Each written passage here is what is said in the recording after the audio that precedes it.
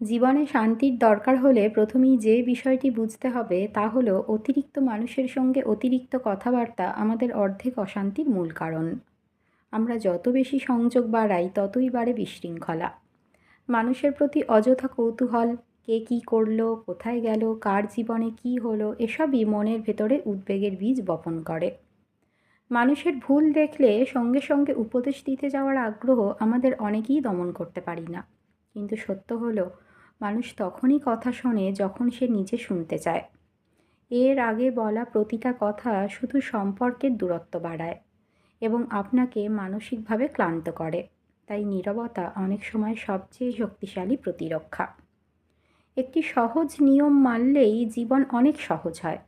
কেউ ভালো করলে বলুন খুশি হলাম, কেউ বিপদে পড়লে বলুন ব্যথিত হলাম। এর বাইরে অতিরিক্ত বিশ্লেষণের দরকার নেই। সবচেয়ে বেশি ক্ষতি হয় টক্সিক মানুষের কারণে, যারা নীরবে আপনার সময়, শক্তি ও মানসিক শান্তি গ্রাস করে।